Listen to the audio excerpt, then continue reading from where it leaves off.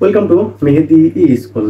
আমরা আজকে যে বিষয়টা নিয়ে আলোচনা করব, ক্লাস 9 এর ম্যাথ বইয়ের যেটা নিউ সিলেবাস, এই ম্যাথ বইয়ের প্রথম যে চ্যাপ্টার আছে প্রাত্যহিক জীবনের সেট, এই সেটের অনুশীলনীর 1 নম্বর প্রশ্ন নিয়ে। তো অনুশীলনীর 1 নম্বরে 3টা প্রশ্ন আছে। যে আমরা জানি সেট প্রকাশের পদ্ধতি হচ্ছে দুইটা, একটা সেট গঠন পদ্ধতি আর আরেকটা হচ্ছে সেটের তালিকা পদ্ধতি। তো আমরা এইটা দেখতে পাচ্ছি যে এটাকে গঠন পদ্ধতিতে দেওয়া আছে, এটাকে আমাকে তালিকা পদ্ধতিতে প্রকাশ করে দেখাইতে হবে।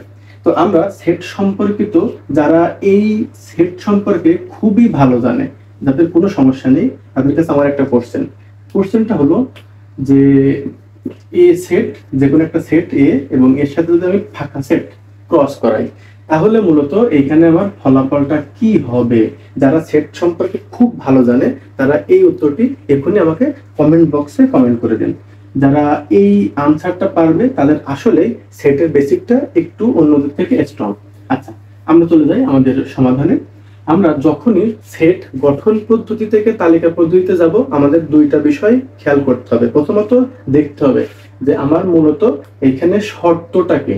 তো এখানে আমার শর্ত দেওয়া আছে হচ্ছে এই শর্ত, এবং এক্সটা কি, এই এক্সটা আবার হচ্ছে যে এক্স এলিমেন্ট অফ এন। এখন আমরা যদি এই এন সম্পর্কে না জানি তাহলে কিন্তু এই এক্সটা যেভাবে ডিফাইন করা আছে আমাদের খুঁজে পাওয়া খুব মুশকিল যে এক্স এর উপাদানগুলো কি কি হবে। তো প্রথমত আমরা আগে জানি যে এনটা কি বোঝায়। এনটা মূলত বোঝায় ন্যাচারাল নাম্বার, কোনো অবস্থাতেই শূন্য হইতে পারবে না, 1 থেকে শুরু হবে, 1 2 3 এভাবে করে চলতেই থাকবে। অর্থাৎ এই স্বাভাবিক সংখ্যার সেট যেটা, এই স্বাভাবিক সংখ্যার সেটটা একটা অসীম সেট, এটা আমরা শেষ নাই, এটা চলতেই থাকবে। শূন্য কিন্তু এর সাথে বসবে না, শূন্য কিন্তু স্বাভাবিক সংখ্যার সেটের অন্তর্গত নয়।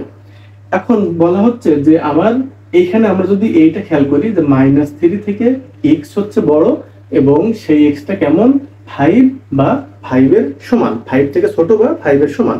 অর্থাৎ আমরা জানি যে যখন এখানে বলেছে -3 একটা, এই একটা অংশ, আর একটা কি, আর একটা হচ্ছে এই একটা অংশ, এখানে দুইটা পার্টে ভাগ করা।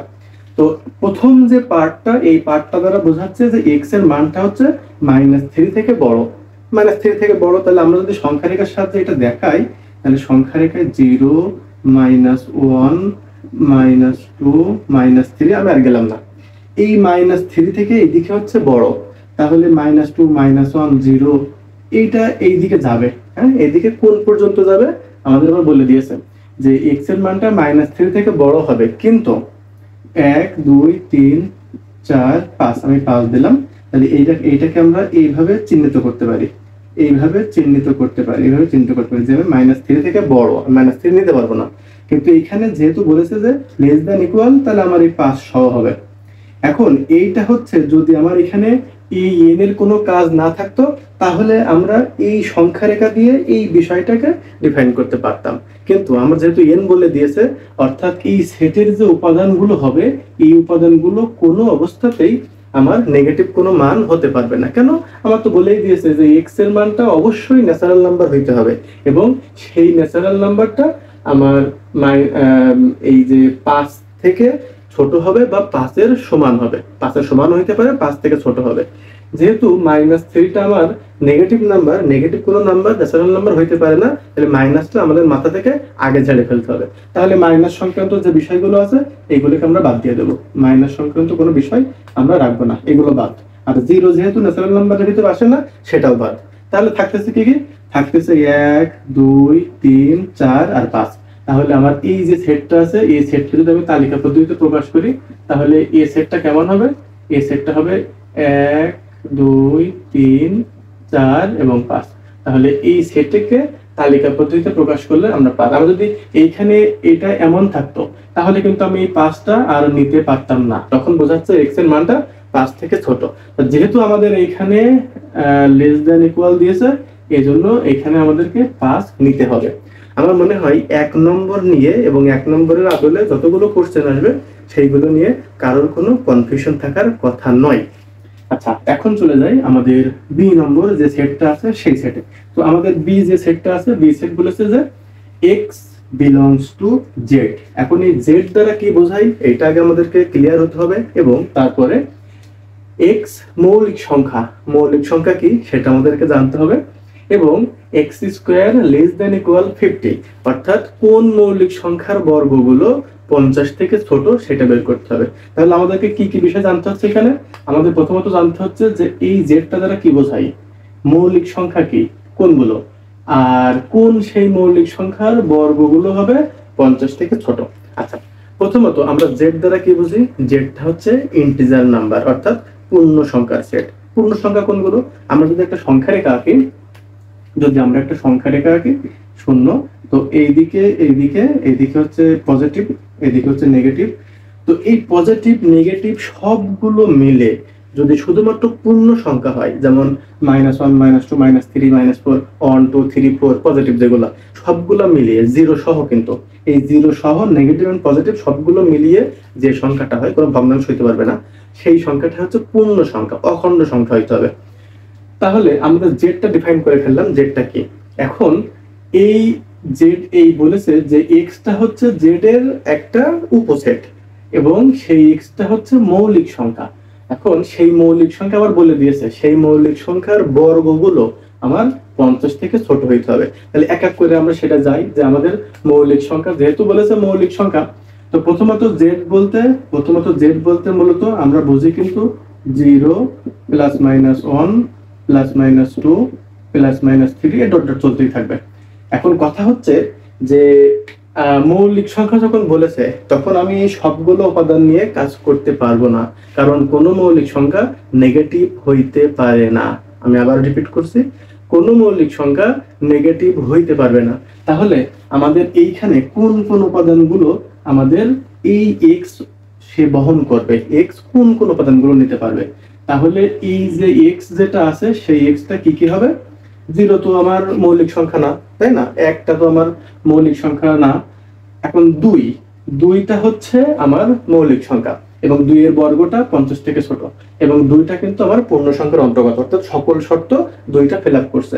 তাহলে আমি 2 নিতে পারবো, কারণ 2 এর স্কোয়ার করলে হয় 4, এবং যে 4টা অবশ্যই আমার 50 থেকে ছোট। আমি যদি 3 নিই, 3 এর স্কোয়ার করলে হয় 9, সেই 9টা হচ্ছে 50 থেকে ছোট। আমি যদি 4 নেই, 4 এর স্কোয়ার করলে হয় 16, সেই 16টা হচ্ছে 50 থেকে ছোট। যদি 5 নেই, 5 এর স্কোয়ার করলে হবে 25, এই 25টা হচ্ছে 50 থেকে ছোট। আমি যদি 6 নেই, 6 এর স্কোয়ার করলে হবে 36, যেটা 50 থেকে ছোট। 7 আমি তো করতেছি যে মৌলিক, তাহলে আমি 4 নিচ্ছি কেন? 4 নিতে পারবো না, আমি 4 নিতে পারবো না, 6 নিতে পারবো না, মানে একেবারে সব প্রথম থেকে নিয়ে চলে যাচ্ছে, নিতে পারবো না। আমাদের 5 স্কোয়ার এবার 7 স্কোয়ার যদি করি তাহলে হবে হচ্ছে 49, যেটা হচ্ছে আমার 50 থেকে ছোট। এখন আমাদের বলেছে কিন্তু যে 50 এর সমান বা 50 থেকে ছোট কোনো মৌলিক সংখ্যার বর্গ করলে 50 হয় না। আচ্ছা, তো আমরা যদি 7 এর পরে মৌলিক সংখ্যাটা কত? 7 এর পরে কিন্তু 8 হবে না, 9 হবে না, 10 হবে না, 11। তাহলে 11 যদি স্কোয়ার করি তাহলে হয় হচ্ছে 121। এইটা কিন্তু এই শর্ত আর ফিল আপ করতেছে না। তাহলে যখন এই শর্ত ফিল আপ করতেছে না, এরপরে আমি যতইগুলো যাই কোনো শর্ত ফিল আপ করবে না। তাহলে মৌলিক সংখ্যা 7 এর স্কোয়ার পর্যন্ত মূলত আমার এই শর্তটা ফিল আপ করতেছে। তো বলেছিল যে এক্স মৌলিক সংখ্যা এবং এক্স স্কোয়ার সেই মৌলিক সংখ্যার বর্গগুলো 50 থেকে ছোট। তাহলে আমার বি সেটটা কি হবে? তাহলে আমার কিন্তু এই বি সেটটাকে আমি প্রকাশ করতে পারি কত? 2 3 5 আর 7, 2 3 5 আর 7। এবার আমরা একটু মিলাই। প্রথমে বলেছে যে এই এক্সটা হবে হচ্ছে পূর্ণ সংখ্যা। এখানে যে কটা আমি উপাদান পেয়েছি, পূর্ণ উপাদান কি ভগ্নাংশ পেয়েছি? অখণ্ড সংখ্যা তো পাই নাই, সবটা পূর্ণ সংখ্যা, তাহলে মিলেছে। এক্স মৌলিক সংখ্যা, তা এইখানে 2 3 5 7 এখানে কি কোনো যৌগিক সংখ্যা আছে? যৌগিক সংখ্যা নাই। তারপরে বলেছে যে এক্স স্কোয়ারের মানটা 50 থেকে এক্স স্কোয়ার, অর্থাৎ মৌলিক সংখ্যা যে মৌলিক সংখ্যাগুলো আমি পেয়েছি তাদের বর্গটা 50 এর সমান বা 50 থেকে ছোট। তো এইখানে আমাদের এই যে এক্স স্কোয়ারের 2 এর স্কোয়ার করলে 4 হয় 50 থেকে ছোট, 3 এর স্কোয়ার করলে 9 হয় 50 থেকে ছোট, 5 এর স্কোয়ার করলে 25 হয় 50 থেকে ছোট, 7 এর স্কোয়ার করলে 49 হয় 50 থেকে ছোট। আর যেহেতু 11টা বড় হয়ে যাচ্ছে তাহলে আমরা সেটা নিতে পারছি না। তাহলে আমার মনে হয় যে বি যে সেটটা আছে সেই সেট নিয়ে কারোর কোনো কনফিউশন থাকার কথা নয়।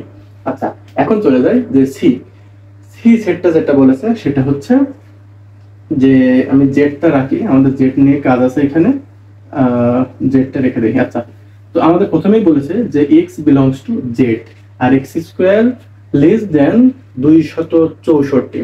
তো আমরা এইখানে যে বিষয়টা খেয়াল রাখবো সেটা হচ্ছে আমাদের এক্সটা কার উপসেট সেটা দেখতে হবে। এটা হচ্ছে একটা ইন্টিজার নাম্বার অর্থাৎ পূর্ণ সংখ্যার উপসেট।